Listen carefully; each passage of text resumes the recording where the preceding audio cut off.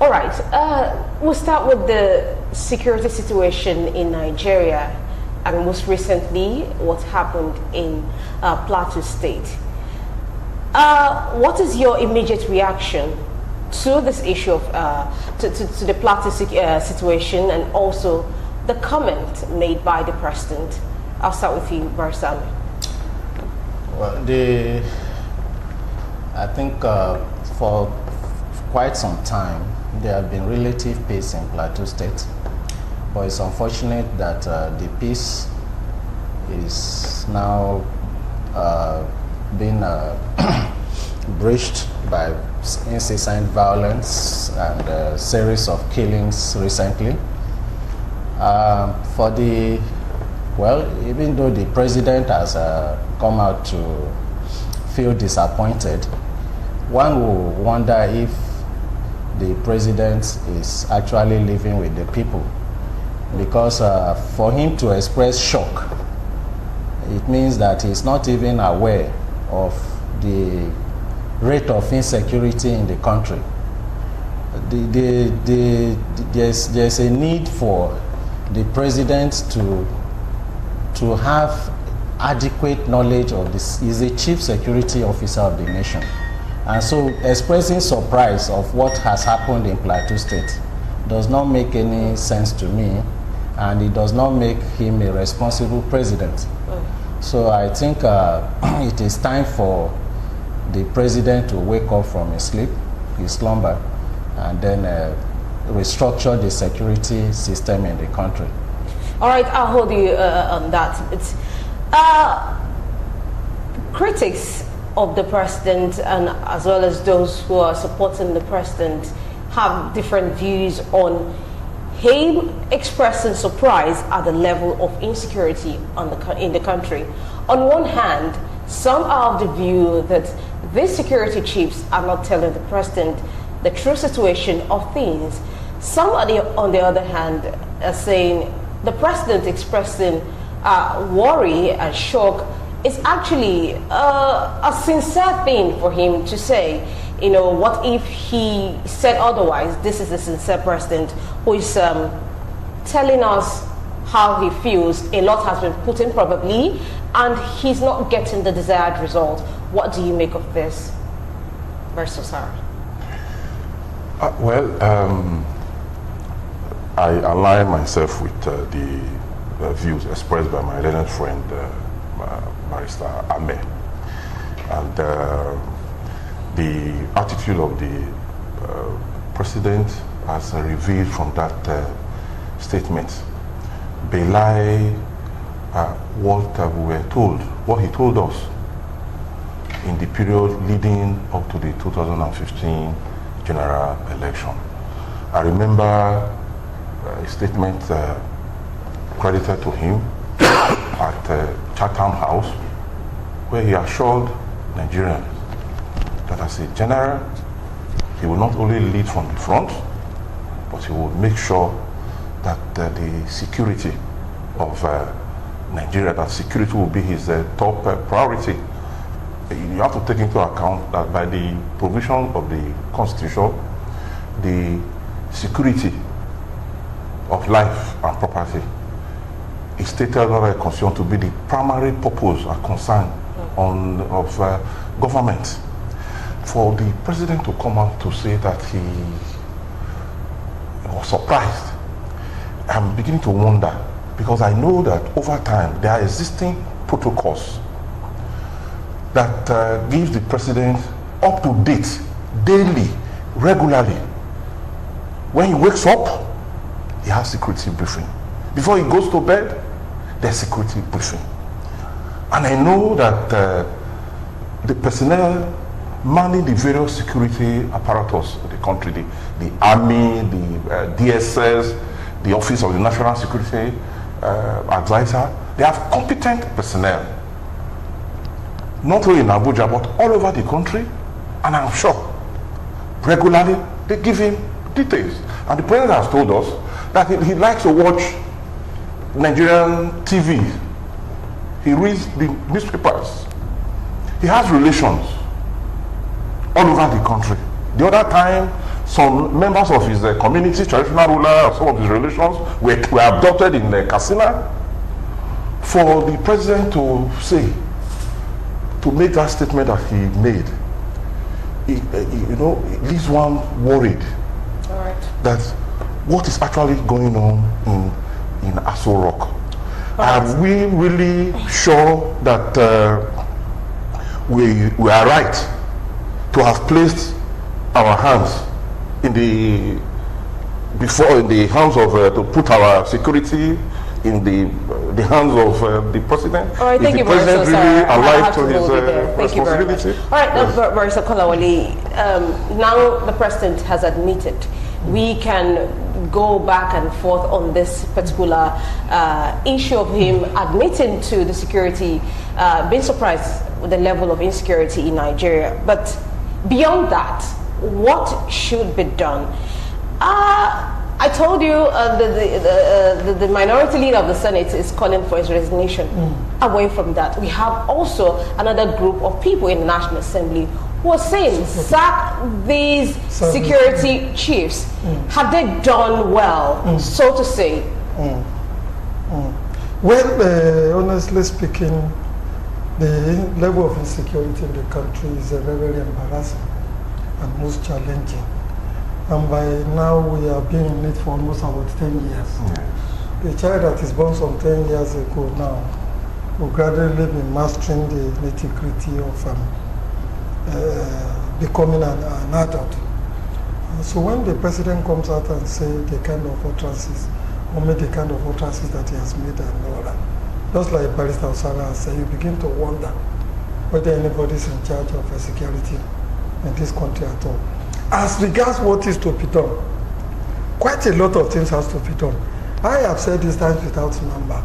All over the world, go and read history of wars. Go and read even the account of army generals and all that. Generals alone don't win wars. It has never happened.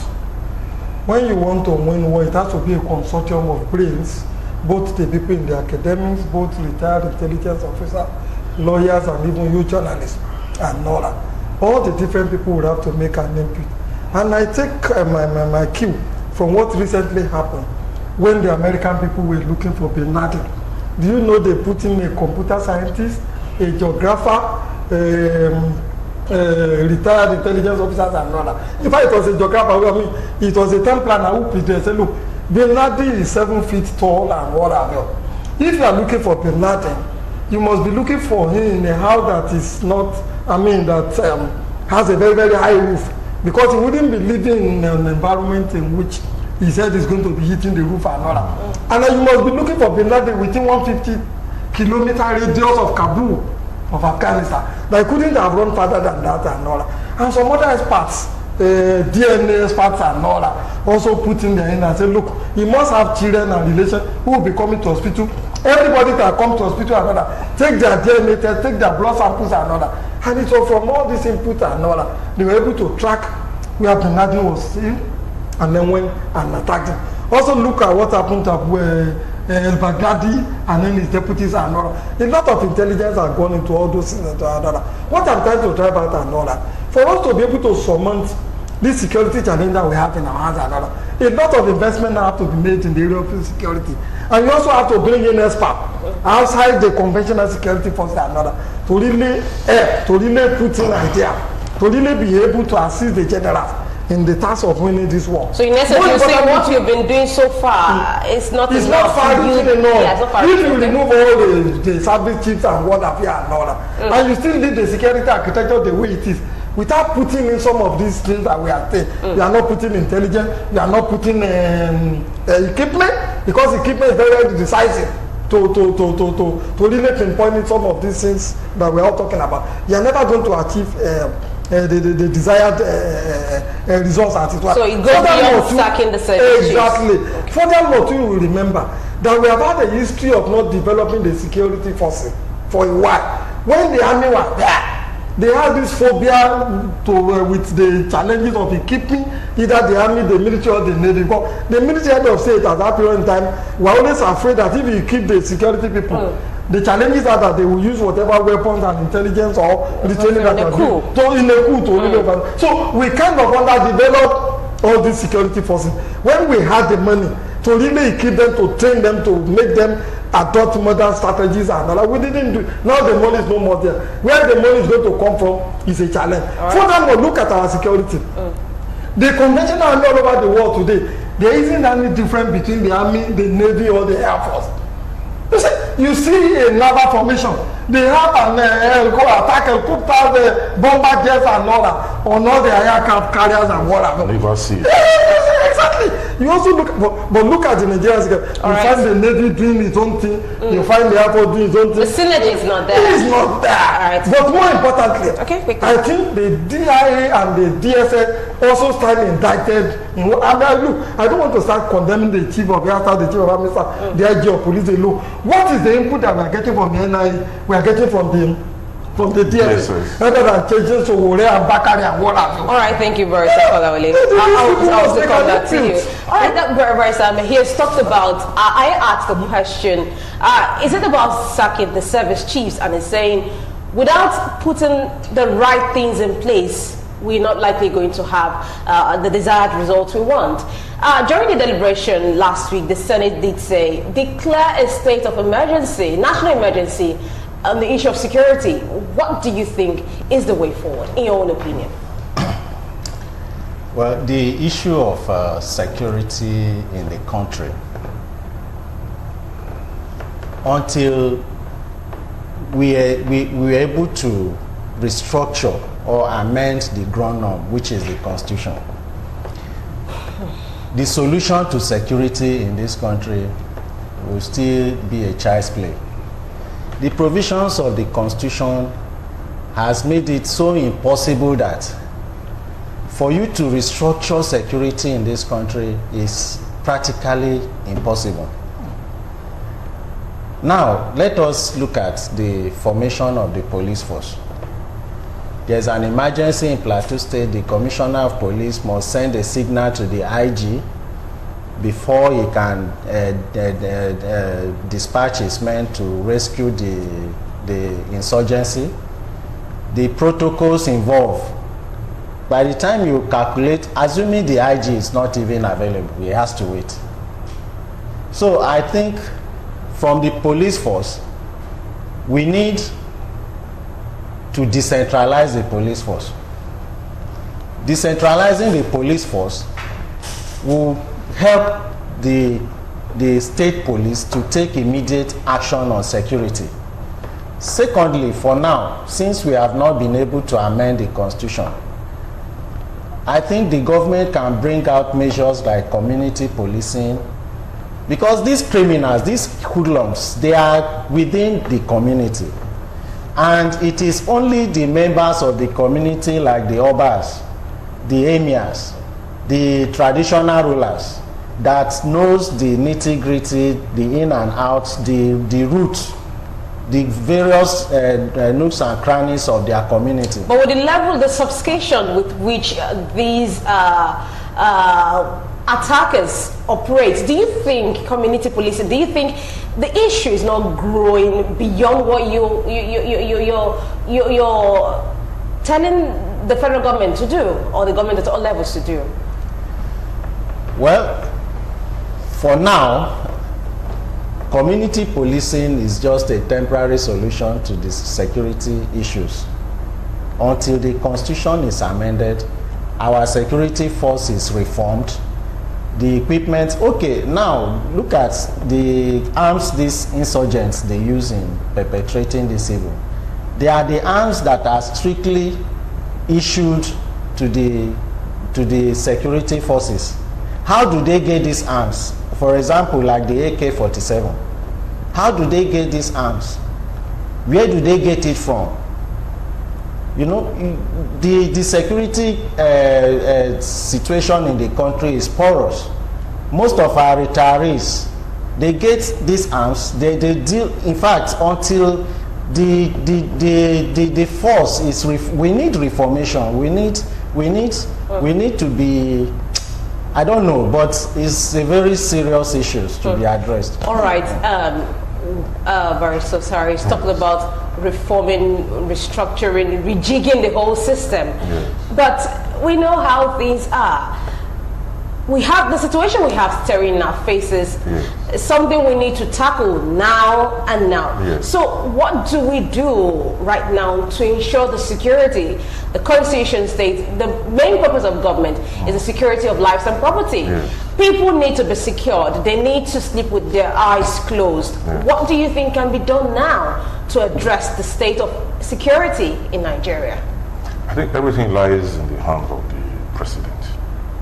He has to up his game. He has to sit down and do his work properly.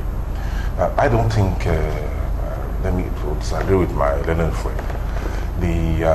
I don't think that in the operational manual of the police, there's nothing restricting the Commissioner of Police from discharging his duty of maintaining law and order within the territory, within the state where he appointed a commissioner.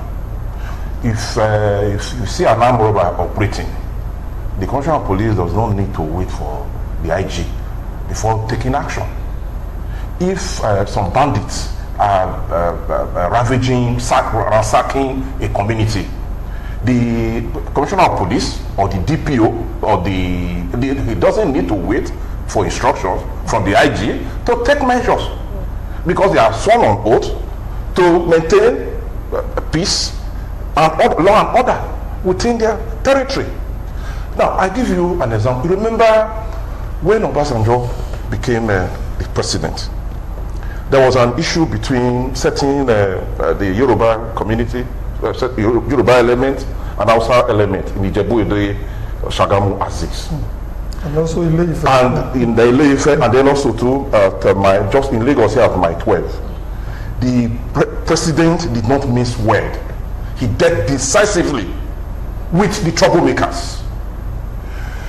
The information we are getting and what is awash on the news media and in the social media is that certain persons are getting protection from certain people high up. Whether it's true or false, one cannot really say.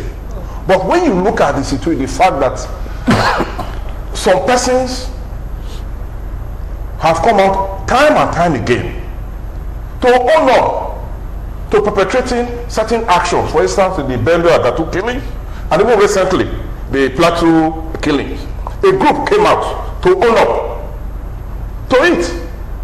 And up till now, members of that group and association, they are running free when they should be in jail or facing trial.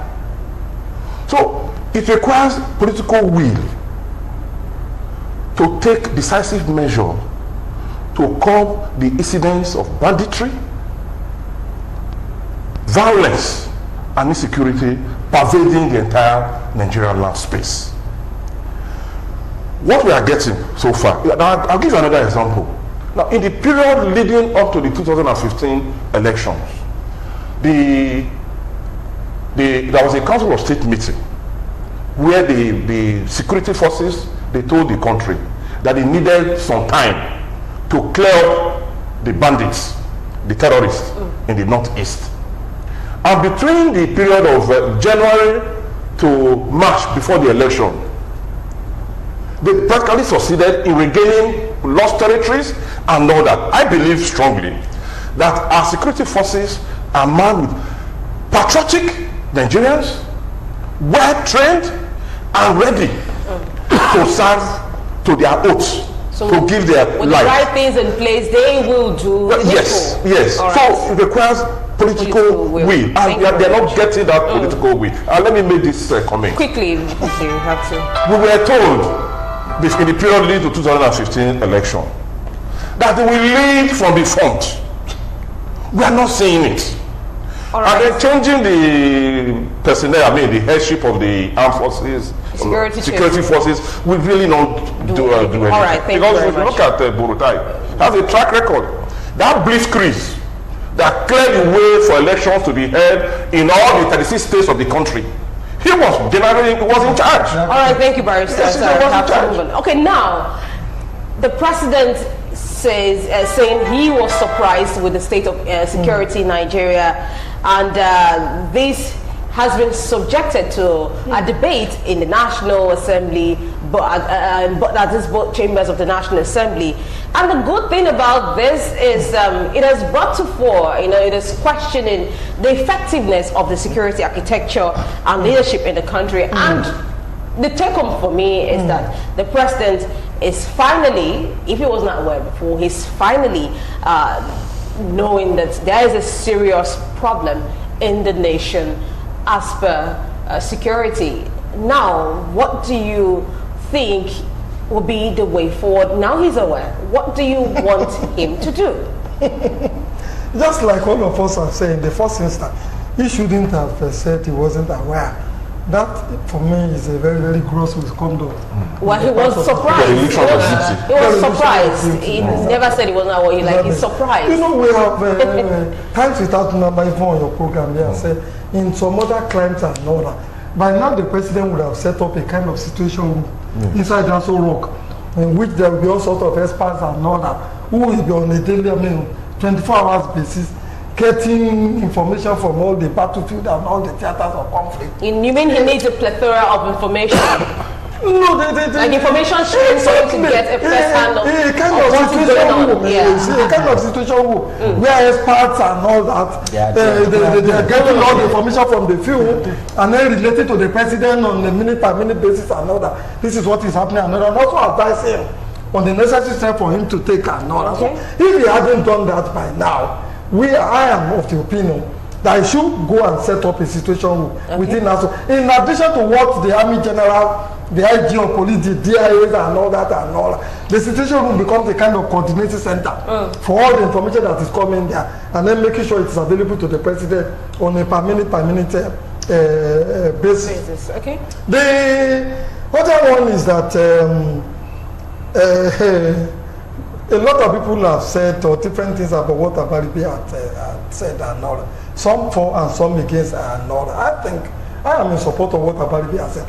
In fact, I am of the opinion that Abaribe hasn't gone far enough. If I were him, what I would have done is to prepare a paper calling for the impeachment of Mr. President. Because when you say you have been in power for more than 4 or 5 years now, and all this insecurity has persisted, all this while, Plateau in particular has always been in the news on a daily basis for one form of insecurity, and then you say you are not aware of another. It means that somebody somewhere is not doing his duty. It means that somebody somewhere is dead.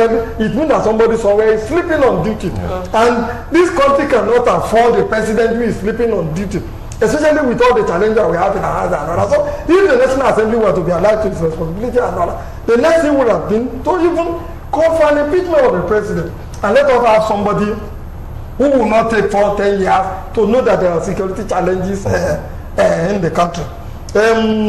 What about the state? You're talking about the president. We have state governors.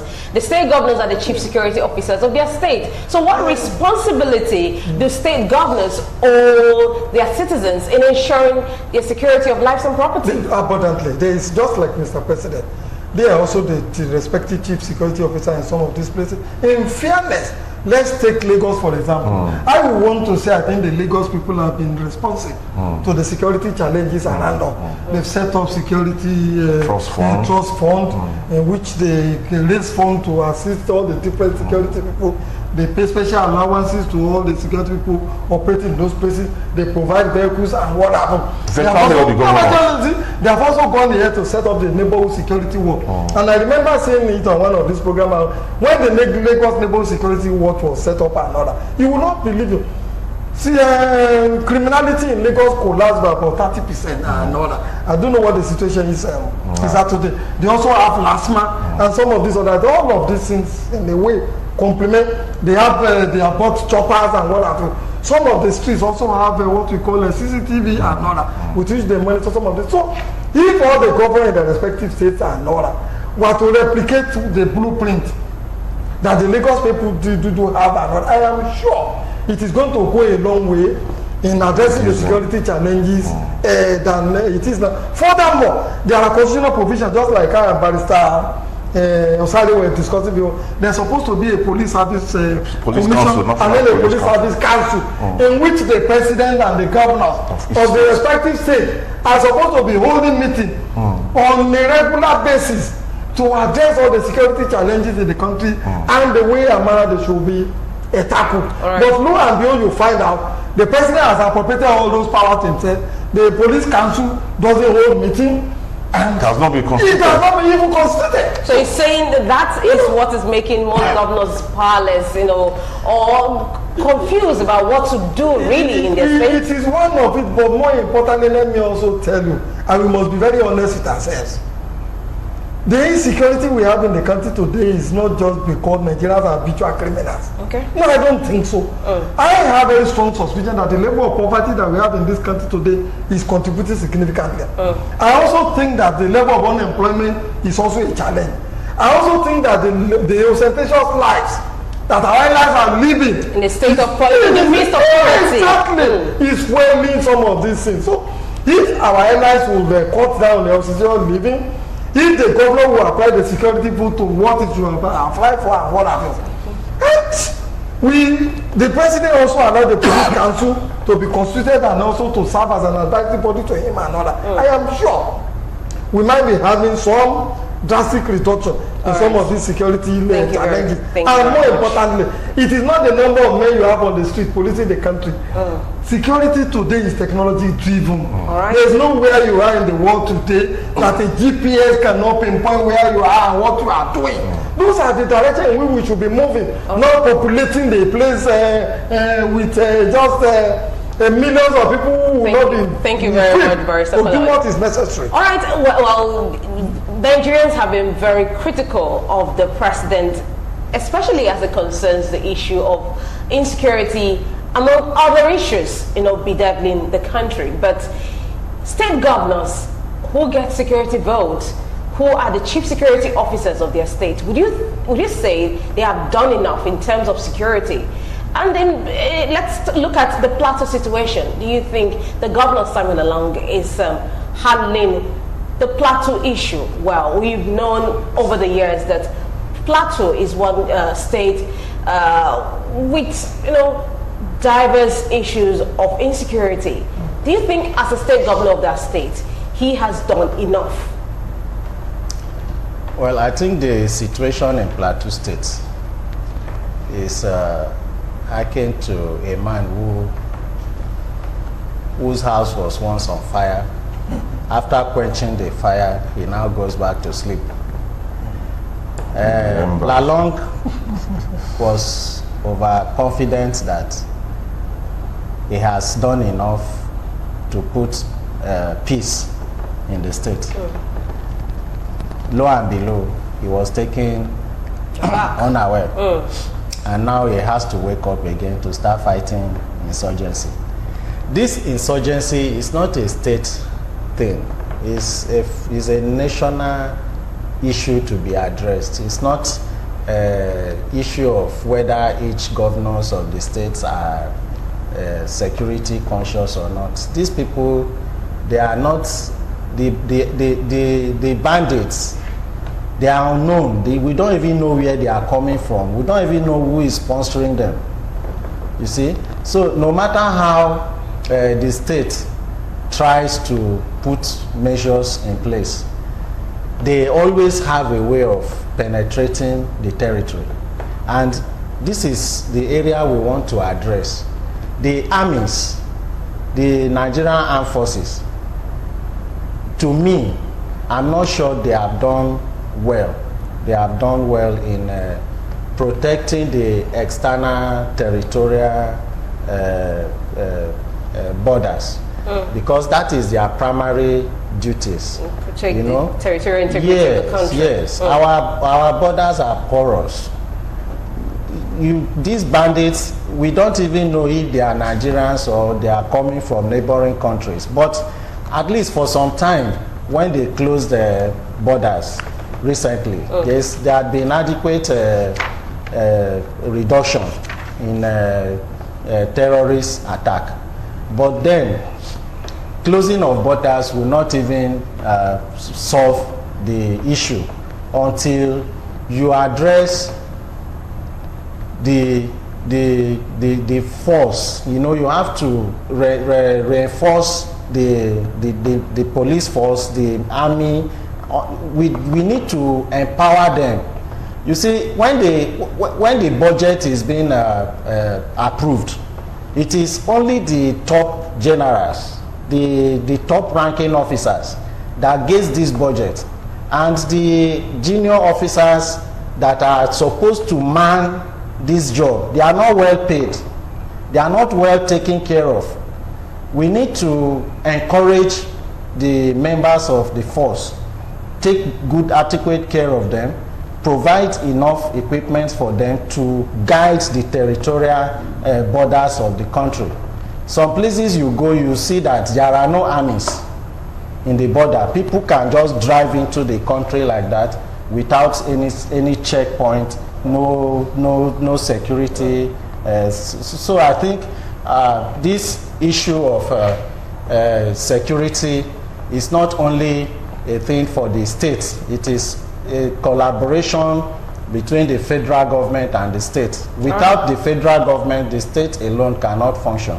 All right. So I think there should be a check. And if it's a wake-up call to other state governors not to just rest on their hours. Exactly. This issue of insecurity is with us, and something has to be done about it. All right. Before we wrap up this particular topic, what's your take home, Barrister Osare? Yes. On the issue of the role of the governors, now you find that the nature of crime we are talking about, kidnapping, abduction, they cut across states. Yeah. You see a situation where an abduction takes place in one state, and then at times cross-border, it gravitates Kogi, Plateau, Nasarawa, Benue. So it's a national issue. It's something that the federal government has to take on headlong. And one of the reasons this issue has festered also has to go to question of economy. The failure of government to fulfill one of its primary obligation, purpose, which is the welfare of the citizen. Yes. Now, Nigeria is touted as the poverty capital of the world. Now, with that, there are negative consequences that will flow out of that. The economic space is constricted, grazing, farming, so there are challenges. And it will appear as if government has not come up with a proper formula to meet the challenges, the basic needs of the people. And so long as that situation persists, we'll continue to have this sort of situation. Criminality in all ramifications, kidnapping, abduction, yes, and all that. You're saying beyond funding the police, beyond the military intervention, put in place policies that will touch the lives of the people. Rejig the economy, boost the economy, renew or revigorate the entrepreneurial spirit of Nigerians, open the economic space. Unfortunately, the signal, the body language from Aso Rock, it's not positive. It's not driving. It's too laid back and reactionary, more or less.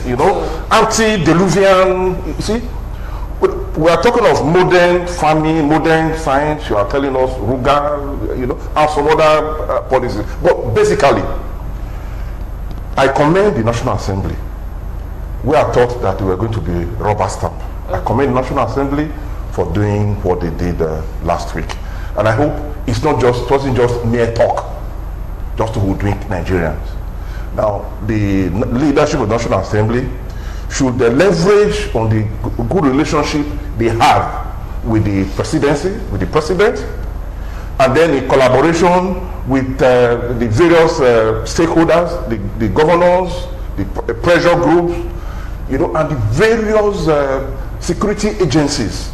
Maybe they need to sit down and work out a security policy to tackle this situation so as to minimize this incidence of insecurity. People are afraid to travel.